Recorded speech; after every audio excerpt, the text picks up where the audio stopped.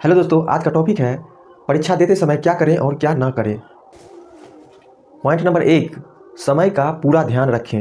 तो दोस्तों, समय का पूरा ध्यान रखने के लिए आपको अपनी कलाई पर एक सस्ती घड़ी बांधनी पड़ेगी और ये घड़ी जो है आपको पल पल समय की जानकारी देती रहेगी कि हमें क्या करना है और क्या नहीं करना है। तो दोस्तों, सबसे पहले आप जिस दिन परीक्षा आपकी होगी उससे एक दिन पहले की जो रात होगी उस रात को आपको क्या करना है, देर रात तक पढ़ाई नहीं करना है। मशीन की तरह मत पढ़िएगा दोस्तों, क्योंकि ज़्यादा टाइम पढ़ लेने से क्या होगा कि आपका दिमाग बहुत ज़्यादा थक जाएगा और कल आप वो थकावट परीक्षा में महसूस करिएगा। तो दोस्तों, आपको ऐसा मशीन की तरह नहीं पढ़ना है, आपको समय से सो जाना है।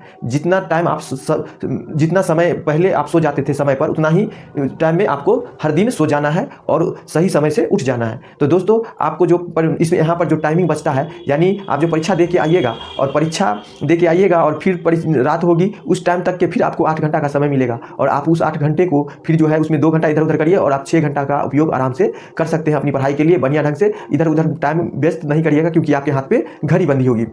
अब दूसरी बात है दोस्तों कि एक टाइम जो है परीक्षा में आप जाइएगा तो क्या होगा कि परीक्षा में जाने से 3-4 घंटा पहले आपको अपनी पढ़ाई को बंद कर देना है, नहीं तो आपका दिमाग बेचैन रहेगा और जो पढ़े हैं वही चीज़ आपके दिमाग में बार बार आएगा। तो आप दोस्तों उस चीज़ वैसा नहीं करिएगा, आपका पूरा दिमाग स्टेबलाइज्ड हो जाएगा, यानी सही रहेगा। 3-4 घंटा पहले आप पढ़ाई को बंद कर देते हैं तो इस तरह से आप जो है परीक्षा में अधिक क्वेश्चन को बना सकिएगा। अब दोस्तों आती है बात कि आपके पास घड़ी होगी तो क्या होगा कि आप जो है अपने क्षमता अनुसार अपनी स्पीड को बढ़ा घटा करके सारे के सारे क्वेश्चन को हल कर सकते हैं। ये आपके पास ये बहुत ही बड़ा अपॉर्चुनिटी रहेगा और आपका एक भी क्वेश्चन नहीं छूटेगा और इस तरह से आप समय का पूरा उपयोग कर पाएंगे।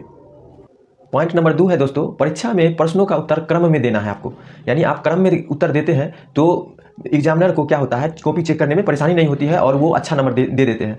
तो इसमें आपको क्या करना है कि आपको अगर प्रश्न क्रम वाइज है 1 2 3 4 है तो 1 2 3 4 करके दे दीजिए। अगर प्रश्न खंड और अंक खंड में और क्रम में बटा हुआ है तो आप खंड चुन लीजिए और उस खंड में जितने प्रश्न आपको आते हैं उसमें टिक कर दीजिए और उसको क्रम वाइज आप क्या करिए, उसका उत्तर दे दीजिए। तो इस तरह से क्या होगा दोस्तों, एग्जामिनर बहुत खुश हो जाएंगे कि उनको कॉपी को इधर उधर नहीं करना पड़ेगा और सटीक तरीका से वो चेक इन करके आपको बहुत अच्छा नंबर दे देंगे। तो दोस्तों, परीक्षा में आप अपने प्रश्नों का उत्तर क्रम में ही दीजिएगा।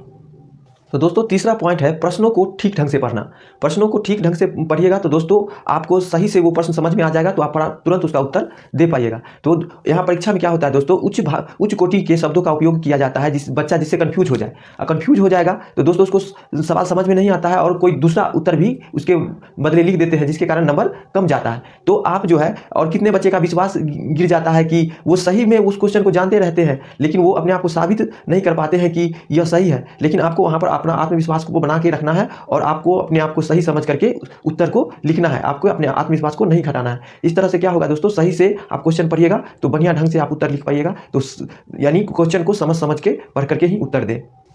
पॉइंट नंबर 4, परीक्षा देकर जब आते हैं तो उस प्रश्न पत्र का मिलान उत्तर से आपको नहीं करना है। कितना बच्चा यूट्यूब पर चले जाते हैं मिलान करने के लिए, कहीं चले जाते हैं और मिलान करने के बाद क्या होता है कि उनका आत्मविश्वास घट जाता है। जो ऊर्जावान होकर के रहते हैं कि हमने इतना क्वेश्चन बनाया है तो अगला दिन इससे ज़्यादा क्वेश्चन बनाएंगे, ये उनका आत्मविश्वास रहता है। लेकिन जब भी वो क्वेश्चन को देखते हैं तो क्या होता है, उनका आत्मविश्वास या तो बढ़ जाता है, घट जाता है, जो भी हो। लेकिन आपको जो भी क्वेश्चन आप बना के आइएगा उसका मिलान कतई नहीं करिएगा और किसी भी अभिभावक को भी आपको नहीं देना है। कोई क्वेश्चन पूछता है तो उसको बताइए कि हम अगला बार आपको यानी परीक्षा दे लेते हैं पूरा, सारा का सारा क्वेश्चन जब पूछिएगा हम बता देंगे, लेकिन हम अभी इस समय आपको नहीं बता सकते हैं। कितना भी कोई कुछ कहे, कुछ भी करे, आप उसको यही बात कह के टाल दीजिएगा कि हम दूसरा बार बता देंगे, अभी मेरे पास टाइम नहीं है। और उसको कभी भी मत बताइएगा, नहीं तो आपका परीक्षा खराब जाएगा और ये समझ लीजिए कि आपको बताना ही नहीं है। तो दोस्तों क्या करना है, आपको वो क्वेश्चन को लेकर के आप अपने बैग में बंद कर दीजिए और किसी को मत दीजिए, रिलेटिव रहे चाहे कोई अपना आदमी रहे, किसी को मत दीजिए और आप अगले परीक्षा की तैयारी में लग जाइए। उसको छोड़ करके आप अपना टाइम बर्बाद मत कीजिए। इस तरह से आप ऊर्जावान रहेंगे तो आगे भी आप उसी तरह से ऊर्जा के साथ परीक्षा दीजिएगा और आपका अच्छा मार्क्स भी आएगा और आप रिजल्ट भी बढ़िया लाइएगा। पॉइंट नंबर 5, सभी विषयों पर अपना ध्यान केंद्रित न करें। यानी दोस्तों मेरे कहने का मतलब ये है कि जिस दिन जिस विषय की परीक्षा है उसी को पढ़ना है और पढ़ना भी है तो संक्षिप्त रूप में, यानी आपको गहराई में नहीं जाना है। आपको एक रूप में, इतना दिन से आप पढ़े हैं तो आप उसका एक संक्षिप्त रूप में देखिए और उसको मेमोराइज कर लीजिए। बस इतना ही करना है कि और इससे ज़्यादा नहीं करना है दोस्तों। तो आपको क्या करना है, परीक्षा के दिन सभी विषयों को नहीं, सिर्फ जिस विषय की परीक्षा है उसी विषय को आपको पूरे लगन से, मेहनत से देखना है। तो पॉइंट नंबर 6 है दोस्तों, आप परीक्षा देने जा रहे हैं तो साधारण ड्रेस में ही जाइए, भड़कीले ड्रेस न पहने।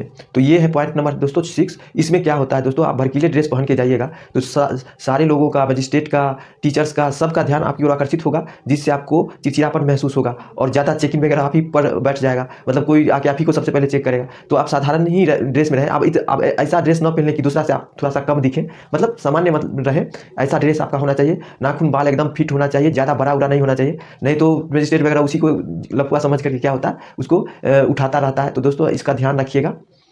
तो दोस्तों 7वां पॉइंट है परीक्षा के हथियार। तो परीक्षा के हथियार क्या हो सकते हैं दोस्तों, सबसे पहले तो आपका एडमिट कार्ड हो जाएगा। दूसरा नंबर कि 2-4 पन्ना लिखा हुआ पेन होना चाहिए जो एकदम सूटेबल वहाँ चले, यानी 2 ब्लैक पेन ले लीजिएगा और 2 नीला पेन ले लीजिएगा, यही दोनों पेन का उपयोग होगा दोस्तों। तो आप जो है 2-4 पेज लिखा हुआ पेन रखिएगा तो आपको सही रूप से वहाँ चलेगा और आप अच्छा ढंग से लिख पाइएगा, जैसा आप घर पे लिखते हैं स्पीड में उस तरह से आप लिख पाइएगा। तो दोस्तों यही था परीक्षा का हथियार। और ये वीडियो आपको कैसा लगा, अच्छा लगा तो दोस्तों लाइक करिए, कमेंट कीजिए और हमारे चैनल को सब्सक्राइब कर लीजिए।